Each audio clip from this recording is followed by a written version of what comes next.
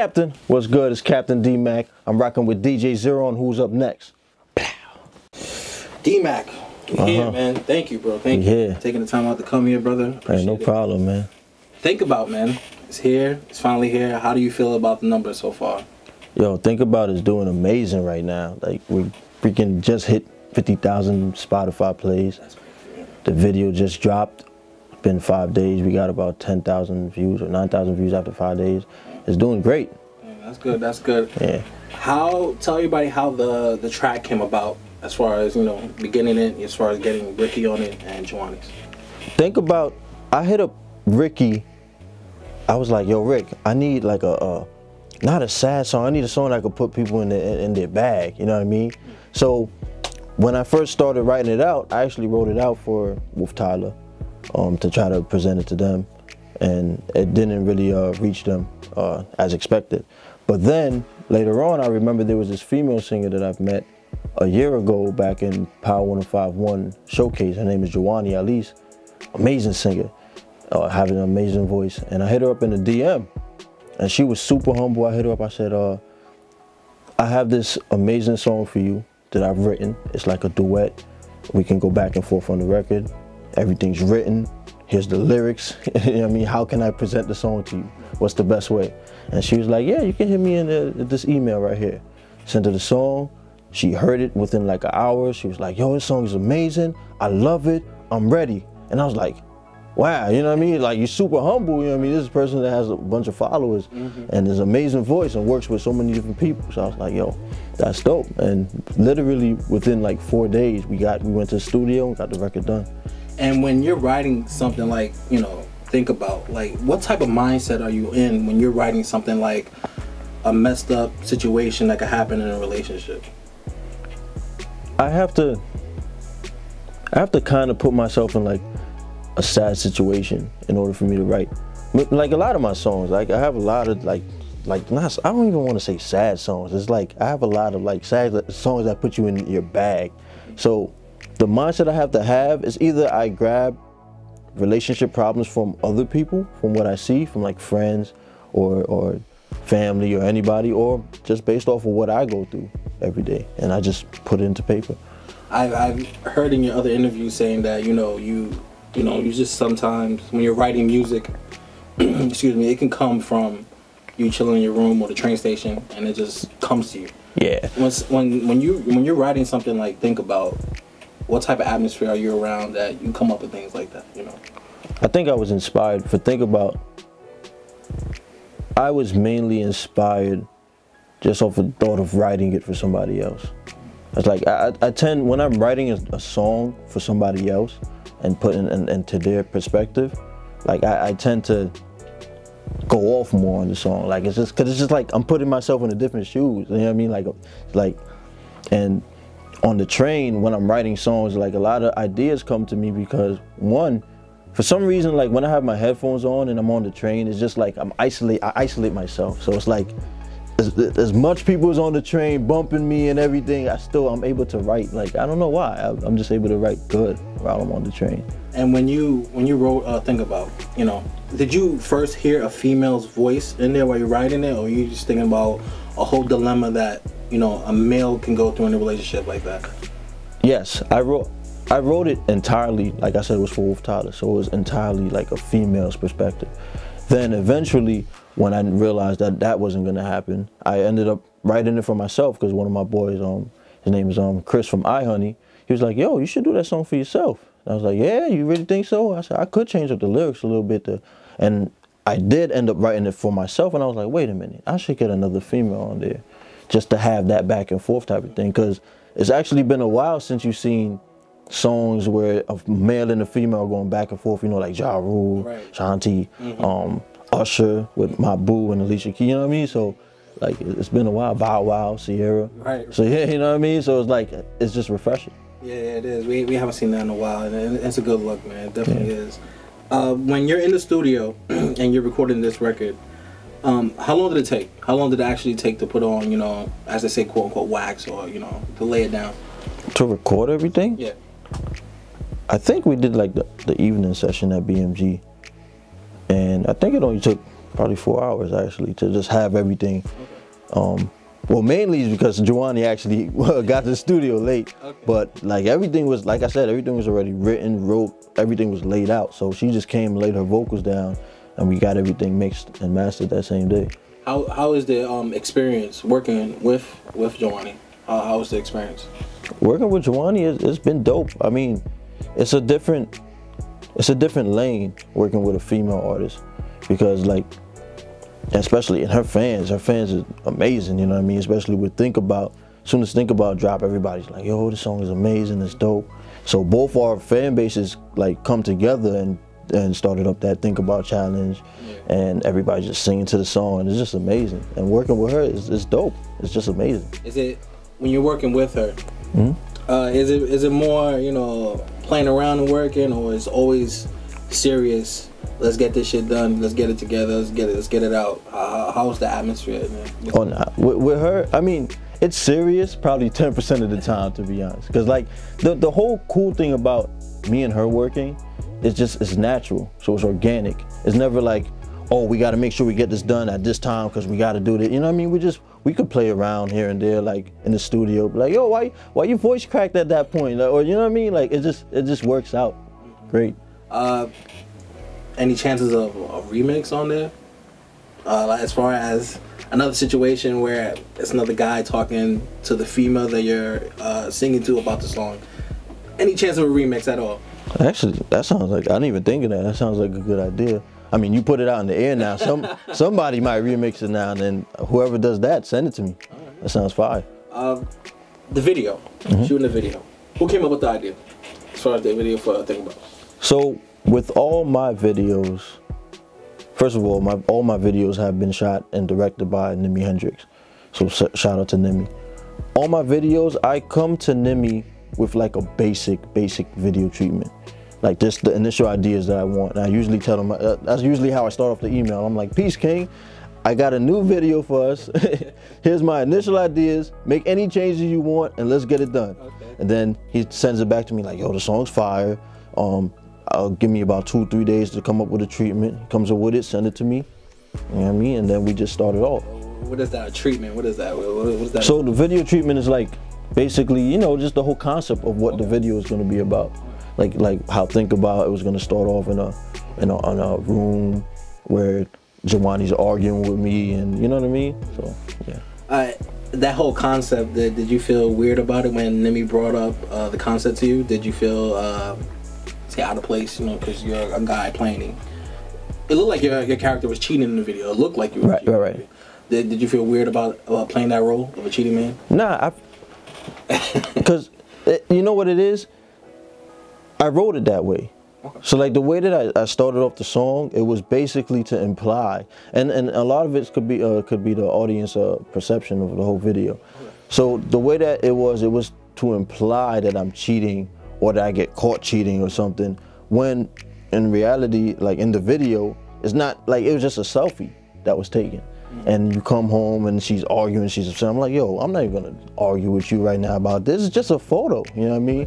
And then it stemmed to, I don't even want to really tell the video too much, but you know, it stemmed to all of that craziness happening, and then we ended up.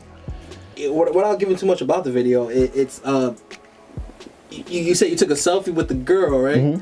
But then you have the girl at the crib, right? Yeah, because it's just like, because like it's one of those like, and that's why we had with Juwani, she had another person where she called up like, all right, so I'm gonna just call up this person then. Fine, I'm gonna call the same girl that you mad about then, just to get you more mad. Right. You know what I mean? It's just, yeah, it's crazy. This is a crazy video, man. The stylist. I always forget his name. Yes, E Styles, man. E Styles, man. Amazing stylist. How is that working with stylists now, man? You know, having someone, you know, pick out things for you, be like, yo, this is hot. I think you should rock that. I think you should rock this, man. How is that? Yeah, E Styles. Salute to E Styles. He styled for the whole Think About video. He's actually Juwani's stylist, and Juwani wanted to use him for the Think About video, and I was like, all right, cool, dope. And he's a celebrity stylist. He has Grammys under his belt, and it's amazing. And it's a new experience working with a stylist, because usually I just dress myself when it comes to a video. So. Do you feel like what he's bringing to the table as far as weight was together for men and females, like Oh hell yeah! When he styles somebody, or when like, and I've seen it probably 3 times already now, because for Jawani's performance that she did in I think it was Brooklyn. I mean, he did that. He brought God knows how many clothes he brought, how much jewelry he brought, how much this. Same thing for Think About. The whole closet was filled with clothes. More clothes than what he said that he could bring. And I'm just like, wow, that's amazing. You know what I mean? So yeah, he brings it to the table. Yeah. Acting in the video. Something I've probably never seen you do before, first time. And I think you carried yourself very well. Is that something that we're going to see later on down the line? Something you want to get into, acting? I would definitely love getting into acting. I must admit though, for the Think About video, the whole concept of the argument scene, it was new to me because I never put my hands on a female. Right. So based on what we have in the video clip, in the actual Think About video, we had to like clip some stuff out because it was kind of crazy. And I didn't really want to promote like domestic violence at all, because like, you know what I mean, nobody should ever do that. But as far as acting it out, it was amazing. It was dope. I think we both did an amazing job for our first time acting arguing scene or fight scene, just overall the whole video. They feel like a little bit weird, like to put your hands on a girl but not really like physically hurt. Yeah, it took you can ask them, right? It took about like 20 takes for me to be like, all right, I'm gonna get this done and get it the right way. Yeah. Because the first few times I was like, yo, I don't want to grab her up. Like, well, I don't gotta do that. But she was getting into it. Like for her it came like natural because she was, I don't know, you know what I mean? But yeah. Ghostwriting for yourself and others. How do you go about that process of ghostwriting? So with ghostwriting or songwriting. Well, songwriting, yes. Yeah, 'cause I want the credit. You know what I mean? Right. But that process starts off like it's either I think of when Rick sends a beat over, I'm immediately thinking about who could be on it, whether it be me, whether it be, because I feel like I could be on almost every beat because I'm very versatile. I've done a reggae track, I've done a trap R&B, I've done R&B, I've done rap, I've done, you know what I mean? I've done pop. So I feel like I'm very versatile in that aspect.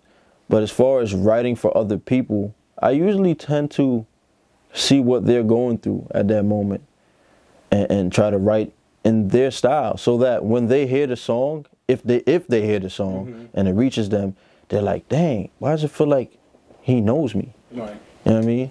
So, and it's just like think about that whole, the female verse on it that I wrote out. It really is just like, you know, now they got me thinking every guy trying to play me. Like, it's really something that females really think about all the time.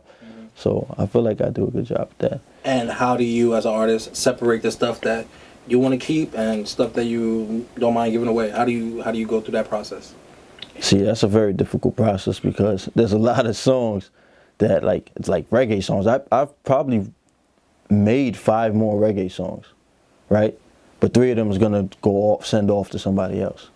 And it's very difficult for me to choose which 3 because I know that I can't keep every song for myself because we trying to get placements, we trying to get, you know what I mean? We're trying to get some type of recognition when it comes to songwriting. Because I would love to be a songwriter and an artist at the same time, and I feel like I could do that because of the work I put in as far as the pen game. Right. I could write probably 2 or 3 songs a week. Right. So. What about your rapping? Yeah, I know you're crazy with the songwriting for like R&B, but what about the rapping, man? I can still write raps. I can still sit there. I can still go bar for bar. You know what I mean, on a lot of stuff. What was the last rap song I actually Can I point it out? If you can? You know what it is? I want to say Big Old Booty.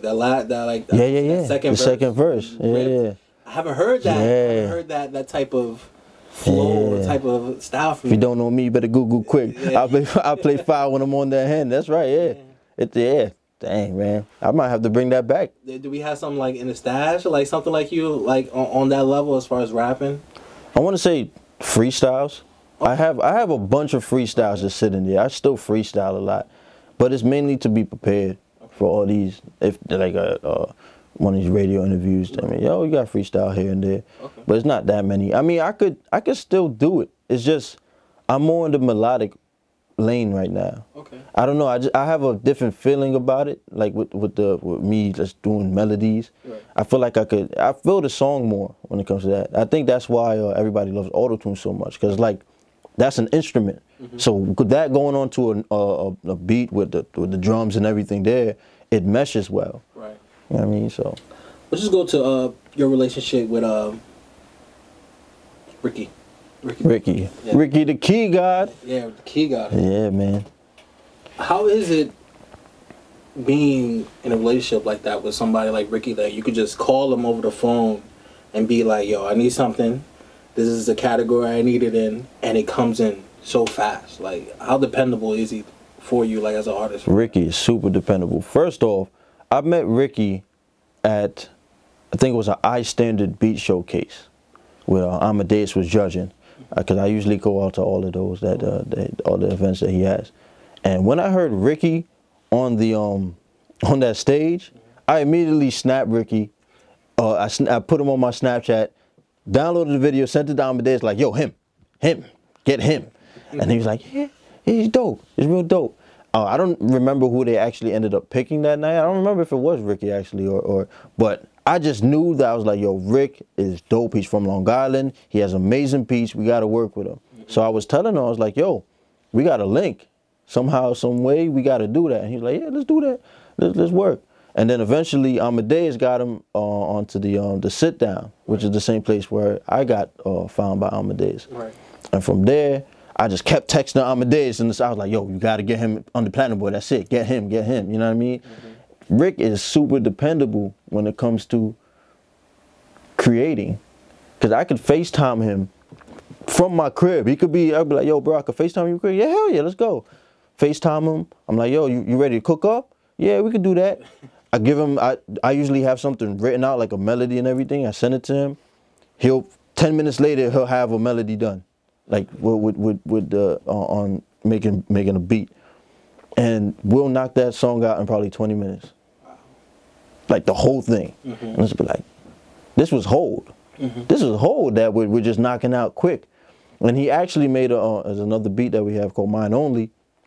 And he made that in like 10 minutes right after Hold. And I was like, what's this? No, actually, my fault. He actually made Mine Only first. Okay, before... Before, yeah. He made Mine Only first before Hold.